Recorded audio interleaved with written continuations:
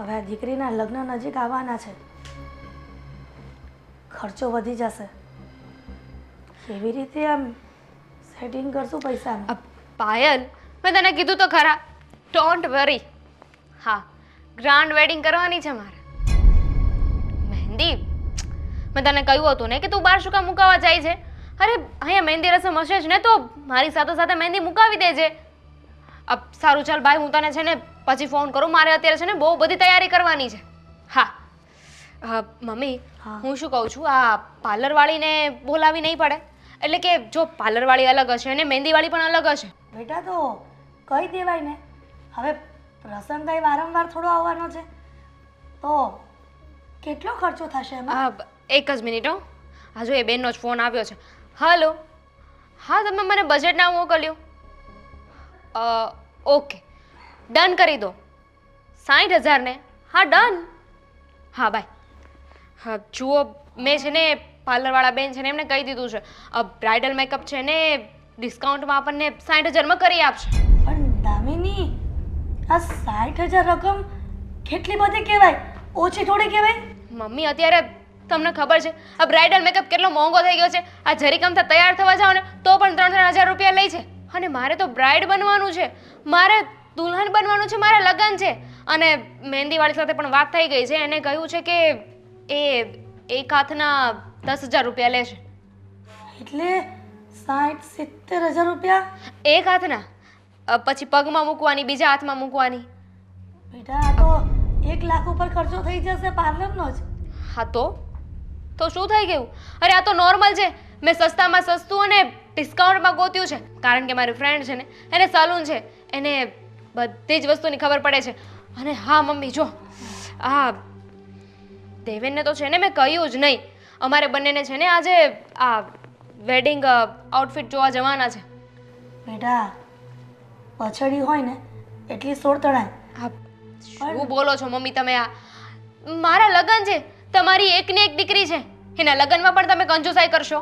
કંજુસાઈનો સવાલ નથી બેટા, પણ આપણે આપણી પરિસ્થિતિને આધીન ખર્ચા કરાય ને. લગ્ન છે ને 10 વાર નથી થવાના. માણસના જીવનમાં લગ્ન એક જ વાર થાય.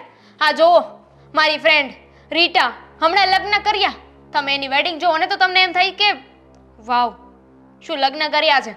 અને તમને શું લાગે છે કે આ મંડપ બાંધીને સીધી રીતે હું લગ્ન કરી લઈશ? પણ એવું કાંઈ નથી કરવાનું. જો તમારા લોકોને જે કરવું એને કરો. અરે મારી બધી ફ્રેન્ડ લોકો આવવાની છે, એની સામે ખબર પડશે કે હું આવી રીતે કંજુસાઈ કરીને સાવ થોડાક એવામાં લગ્ન બતાવી દેવાની છું, તો મારી કેવી વાતો થશે. નહીં થાય. એ લોકો સમજતા તો હશે ને કે એ લોકોની જે પરિસ્થિતિ છે એ પ્રમાણે એ લોકોએ પ્રસંગ ઉકેલ્યો. ના, એ લોકો સમજે કે ના સમજે, પણ હું નહીં સમજું. મને મારા લગ્ન હું કહું ને એવી રીતે જ થવા જોઈએ. અને ઇવેન્ટ પ્લાનિંગવાળાને મેં કહી દીધું છે, એ લોકો છે ને આજે આવશે ડિસ્કસ કરવા માટે કે આપણે બ્રાઇડ અને ગ્રૂમની એન્ટ્રી કેવી રીતે કરાવવી, બધાના ડાન્સ. કોરિયોગ્રાફરને કહેવાનું રહી ગયું છે, તમે ડાન્સ કરશો ને મારા લગ્નમાં? દામિની તું શું કરવા માંગે છે આ બધું? એવું કાંઈ નથી કરવાનું આપણે. મમ્મી તમે કયા જમાનામાં જીવો છો? આજકાલ લગ્ન આવી જ રીતે થાય છે. હા મહેંદીવાળી, બ્યુટી પાર્લરવાળી, હા ડેકોરેશનવાળા, ઇવેન્ટવાળા, કોરિયોગ્રાફર, હા કોઈ સિવાય છે ને અત્યારે લગ્ન નથી થતા. અને અત્યારે તો કેટલી નવી નવી વિધિઓ આવી ગઈ છે. તમારા જેવી દીકરીઓ હોય ને ત્યાં મા બાપ માથા પર દેવું કરતા હોય છે. શું કામ એવું કરે છે તું? હા તો એકવાર દેવું કરવું પડશે ને, તો કરી નાખો, એમાં શું થઈ જવાનું છે? અને ભાઈને લગ્ન કર્યા ત્યારે તો બહુ હરખ ગેલા થતા હતા ને, ખુશી ખુશીથી ભાઈને વરરાજો બનાવીને લઈ ગયા હતા ત્યાં પહેણવા માટે. ત્યારે તો ઘણો ખર્ચો કર્યો હતો. અને મારા લગ્ન વખતે તમને વાંધો છે? એ વાત ભૂલી ગઈ કે એ સમયે તારા પપ્પા હયાત હતા. હો પ્લીઝ, આ પપ્પાનું છે ને બાનું મને ના બતાવતા. તમારે જેની સાથે જે વાત કરવી હોય જે કરવું એને કરજો, પણ મારા લગ્ન હું કહું ને એમ જ થશે. ઠીક છે, હવે છોકરી કોઈનું માનતી નથી. મારે વાત કરવી જ પડશે દીકરાને મારા. ક્યાંને કંઈક સમજાવ.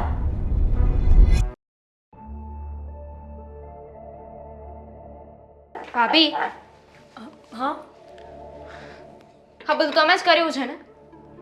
શું કર્યું છે દામિની બેન? શું થયું? હા ભાઈને અને મમ્મીને તમે જ ના પાડી હશે કે આવો કઈ ખોટો ખર્ચો કરવાની જરૂર નથી. કઈ વાતની વાત કરો છો બેન તમે? અમારા લગ્નની. મારા લગ્નમાં ખર્ચો કરવો પડે એમ છે ને, તમારા હસબન્ડે મારા લગ્નમાં ખર્ચો કરવો પડશે અને એ વાત તો તમને ગમશે નહીં ને. શું બોલો છો તમે આ? અરે મેં કોઈને કંઈ નથી કહ્યું. તમારા ભાઈ તમારા માટે કોઈ વસ્તુ લાવે તો હું તો ઉલટાની ખુશ થાઉં છું ને. ખુશ થાવ છો? રહેવા દો ને, બધી જ ખબર છે મને. આ પોતે લગ્ન કરવાના હતા તો કેવા ધામધૂમથી લગ્ન કરી લીધા. એટલો બધો ખર્ચો કરાવ્યો તમારા ભાઈ પાસે. હા તો તમને કોણ ના પાડે છે? તમને મજા આવે એમ તમે કરો જ છો ને. સગાઈ થઈ ત્યારે એપલનો ફોન લેવડાવ્યો, પછી લેપટોપ લેવડાવ્યું, અને હવે લગ્નમાં તો ખબર નહીં તમારે શું શું લેવું છે. ગણો શું શું લેવાનું છે. કરિયાવર તમારે લોકોને લઈ દેવાનો છે, પછી મામેરું તો મારા મામા લઈને આવશે ને. અને પછી રહી વાત અહીંયાથી મારે જે વસ્તુઓ લઈ જવાની છે, મારા બ્યુટી પાર્લરનો ખર્ચો, મારા મહેંદીનો ખર્ચો, મારા પ્રી વેડિંગનો ખર્ચો, આ બધું તો કરવું પડશે ને. પ્રી વેડિંગ અમારે ના કરવાનું હોય, પ્રી વેડિંગ દેવાંગ કુમારને કરવાનું હોય. એવું કોણે કહ્યું? અત્યારે આ કેમેરામેન ને બધા કેટલા મોંઘા થઈ ગયા છે ખબર છે? તો પ્રી વેડિંગ ના કરીએ તો ના ચાલે. ના ચાલે. તમે કર્યું હતું ને, તો શું કામ ના કરું? મેં તમારા જેવું નહોતું કર્યું. મારો બાપ ખમતીધર છે ને એટલે બધું કર્યું હતું, અને અહીંયા ભાઈના બે પગ નથી પહોંચતા ક્યાંય. શું તમે તમે સંભળાવી રહ્યા છો કે અમે લોકો ગરીબ છીએ? જો તમને અમારી પરિસ્થિતિ એટલો બધો વાંધો હતો ને તો પછી કઈ જરૂર જ નહોતી અહીંયા લગ્ન કરવાની. પરિસ્થિતિનો વાંધો નથી, સમજણ ઓછી છે તમારામાં. આપણી પાસે જેટલું હોય ને એટલું દોડવાનું હોય. આપણે છે ને આપણા લિમિટ્સ ના ભૂલવા જોઈએ કે આપણા ઘરમાં કેટલું છે ને કેટલું નહીં. હવે તમે મને શીખવશો કે અમારા ઘરમાં કેટલું છે ને કેટલું નહીં. અને આ અમીરીની વાત કરો છો તો બહુ બધા પૈસા છે ને, તો જાઓ તમારા પપ્પાને કયો તમારા બાપાને કે મારા નણંદબાના લગ્ન છે ને પૈસાની કમી છે, થોડા પૈસા આપો. મારો બાપ છે ને કોઈને એવી રીતે પૈસા નથી આપતો. તમારા લગ્ન છે ને તો ઓછો ખર્ચો કરો. લગ્ન તો અમારા પણ થયા હતા, પણ અમે આવું નહોતું કર્યું. આખું ઘર દિવસ ને રાત માથે લઈને ફરો છો. ઓછો ખર્ચો નહીં થાય. આ તમને ખબર છે ને, દેવાના ફેમિલી વાળા કેટલા અમીર છે, એ લોકોનું સ્ટેટસ ચેક, અને આપણે આવી રીતે લગ્ન કરશું, એ લોકો જાણ લઈને આવવાના છે આપણા ઘરે. એ લોકોનું સ્ટેટસ એટલે બધું ફાટી પડતું હોય ને તો એને જ કહેવાય કે ખર્ચો કરી નાખે. કરી નાખત, પણ બધાને દેખાડવું તો પડે ને. અને મમ્મી એ લોકોએ જ ના પાડી હતી કે તમે ખર્ચો નહીં કરતા, અમારી દીકરી છે ને અમે ખર્ચો કરીશું. જો દામિની બેન, આ બધું મને સંભળાવવાની કોઈ જરૂર નથી. ત્યારથી સગાઈ થઈને ત્યારથી તમે તમારા સસરાવાળા લોકોને બતાવવામાં જ રહ્યા છો કે હું કેવો ફોન વાપરું છું, કેવું લેપટોપ વાપરું છું, કેવા કપડાં પહેરું છું. 5-5 હજારનો એક ડ્રેસ આવે છે તમારો. તો બતાવવું તો પડે જ તેને.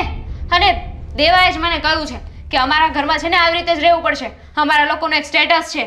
અને જો તમે છે ને મમ્મીને અને ભાઈને સમજાવો, એ કહેવા માટે હું આવી હતી. સ્ટેટસ ઊંચું કરવા માંગો છો ને, કપડાં સારા પહેરશો, મોબાઈલ સારો રાખશો, વસ્તુઓ સારી લેશો, પણ આ જીભ ગરીબ છે એનું શું કરશો? બોલશો ને તો પૈસા પડી જશે. હા, તમારું લેક્ચર છે ને પ્લીઝ તમારી પાસે રાખો. અને લગ્નના દિવસે તો છે ને પ્લીઝ આ તમારી જીભડી ખોલતા જ નહીં. હા, આ વિશે જ નહીં. મારે જરૂર પણ શું છે? અરે જે વ્યક્તિ મારું માન જ ન રાખતી હોય એના લગ્નમાં જઈને મારે શું ફાયદો? તો નહીં આવતો ને, મારે જરાય જરૂર નથી. એટલે 5 માણસને કહેવાનો મોકો મળી જાય કે તારા ભાભી ક્યાં છે, પોતાની નણંદના લગ્ન છે ને ભાભી નથી આપ્યા, હું એ જ કરાવવા માંગો છો ને, મારી બેઇજ્જતી કરાવવા માંગો છો. ઘરે રહીશ ને, ઘરે કોઈ આવશે તો કહી દઈશ કે હા નણંદબાનો જીબડો આટલો લાંબો હતો, એ નતું પોસાતું મને. તો સીધી રીતે કહી દો ને કે મારી બેઇજ્જતી કરાવી છે, એમાં મને વાંકમાં લેવાની જરૂર નથી. બેઇજ્જતી જ કરાવી છે તમારી. તમે એના લાયક જ છો, કારણ કે આટલા દિવસથી ઇજ્જત આપીએ છીએ તો હજમ થતી નથી. બોલી લીધું? હા, તો જાઓ હવે છે ને જઈને મમ્મીને અને ભાઈને સમજાવો. મેં તો એમને વાત કરી છે પણ એ મારી વાત નહીં સમજે. તમે જઈને એમને કહો. વિચાર કરો, તમારા મા બાપ, તમારા ભાઈ બહેન તમારું નથી માનતા તો તમે કેવા હશો? કારણ કે તમે પટ્ટી ચડાવી છે ને, તમે જેમ કહેશો ને એમ જ કરશે. વાંધો નહીં, હું જઈને વાત કરી લઈશ. રોટલી પૂરી કરી નાખજો. મારા લગ્ન છે, ભૂલી ગયા? મહેંદી તો નથી મૂકીને હાથમાં, હાથ હજી ખાલી છે. ખબર છે ખાલી છે, પણ અમારામાં તો છે ને એવું હોય છે કે દીકરીના લગ્ન લખાઈ જાય ને પછી એને કામ ના કરવાના હોય ઘરના. તમારામાં બધું જ હશે પણ લક્ષણો ક્યાંથી આવે ને એ ખબર ના પડી. અમારામાં આમ હોય, અમારામાં તેમ હોય. અરે કોઈ પણ સમાજની, કોઈ પણ કુટુંબની કોઈ પણ દીકરી હોય ને તો એને એટલી સમજણ તો હોવી જ જોઈએ કે બાપના કે ભાઈના પગ ન પહોંચતા હોય ને તો ખર્ચા થોડા ઓછા કરાવે. હા, હાલો. હા, હવે કરી છે ભાભી સાથે વાત. હવે તમે તો શાંતિ રાખો. ખબર છે મને પ્રી વેડિંગ કરવાનું છે. કેટલા? લાખ રૂપિયા ને? હા, તો વાત તો થઈ છે ને આપણે કે જે પણ ખર્ચો થશે અડધો અડધો વેચી લઈશું. ઠીક છે.